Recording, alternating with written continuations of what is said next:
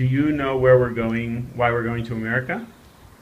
Because Josh and Deborah, they're getting married. Oh.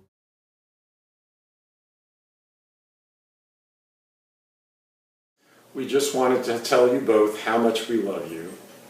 And how glad we are that you found each other, finally. And we hope you'll be as happy as we have been. Hi, Joshy and Deborah. This is Dorothy.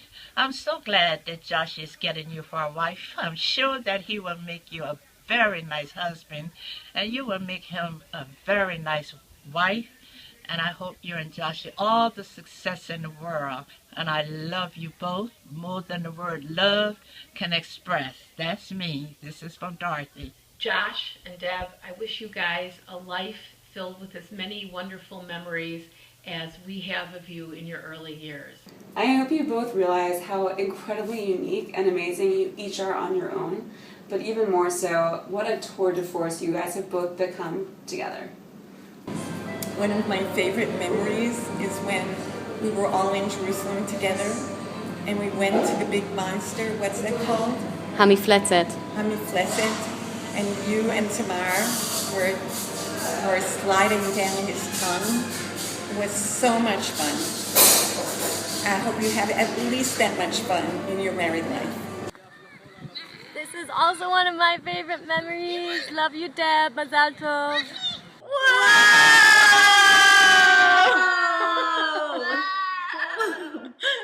Deb and Josh, we're so happy and excited to be celebrating your wedding. Deb, we miss making these late night roller coaster videos with you. And Josh, you're going to be starring in our next one. Who is Josh? Life can't be neatly summed up in a small little video.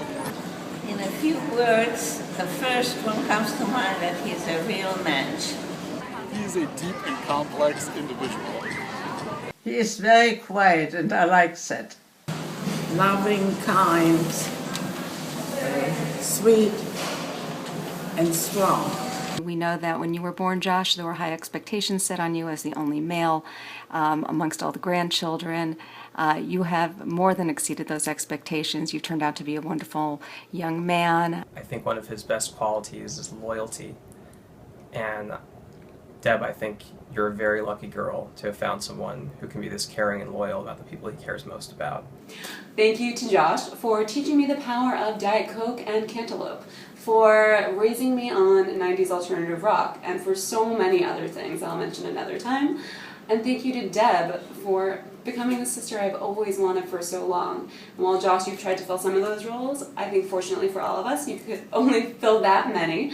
So thanks, Deb. I really can't wait to see a full lifelong sisterhood grow together. How did I think that Josh was the one for Deb? It was because after their first date, Deborah told me that they were in a taxi and they were coming back from the very first date, and the taxi driver said to them, "Are you married or are you boyfriend and girlfriend?"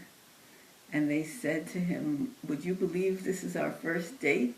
And he said, "Well, you just seem so comfortable with each other."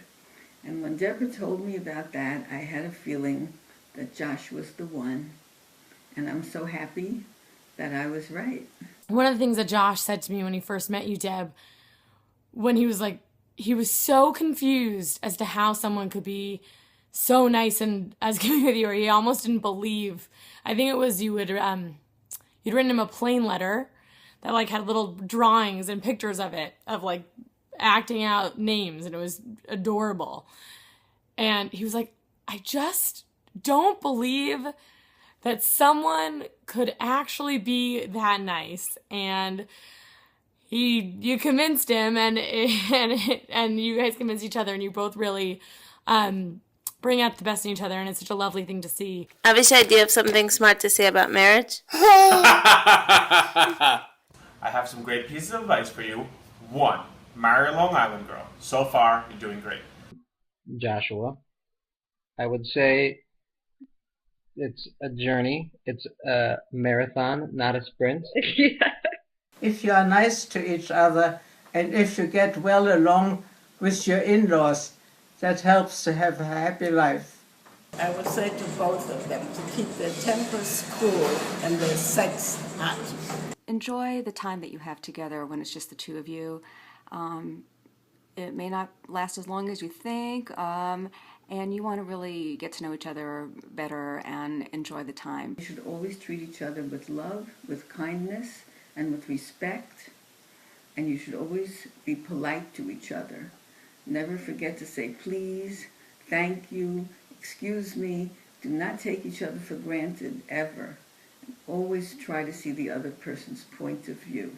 There's nothing I could tell Josh and Deb by extension that Josh already hasn't told me in a better, smarter way.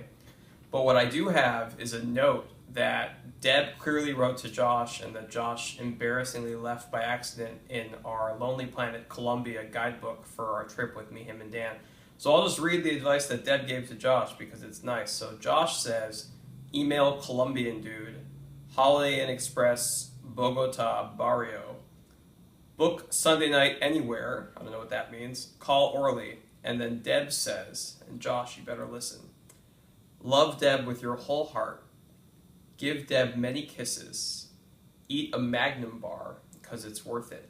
And smile because it's worth it.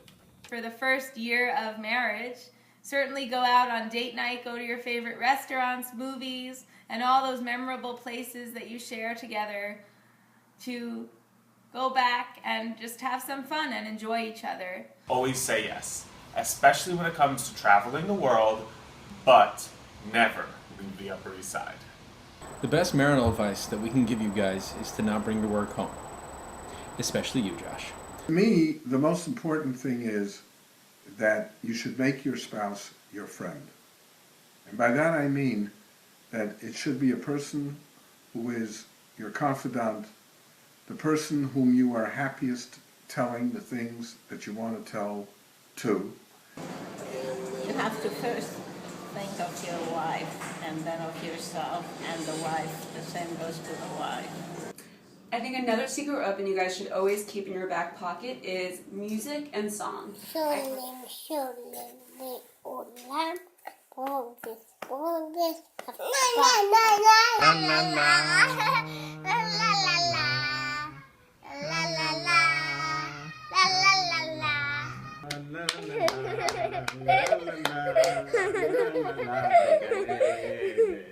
Marcel to Josh and Deb.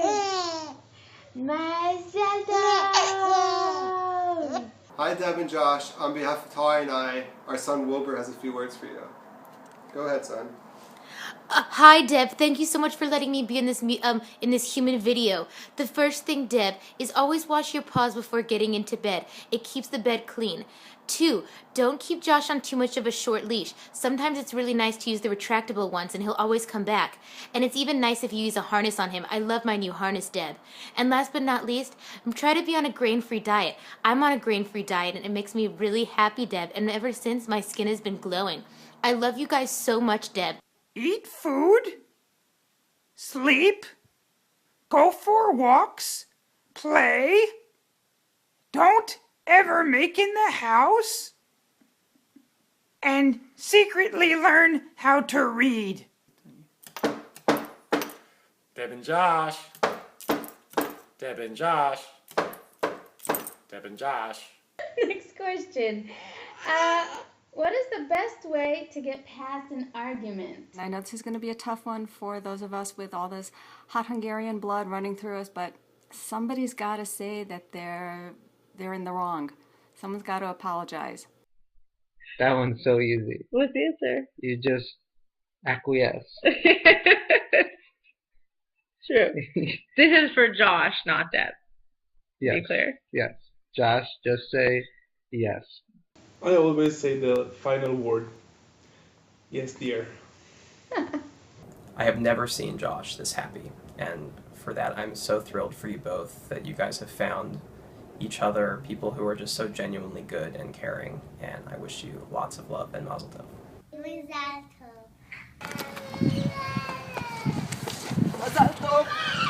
Mazel tov. I want to wish them a big mazel tov and wish them a life of happiness together. Mazel tov to you guys. So happy for the new Halperns. I love you guys. Mazel tov. Couldn't be happier. Mazel tov, Elisa and Lenny. Major, major mazel tov.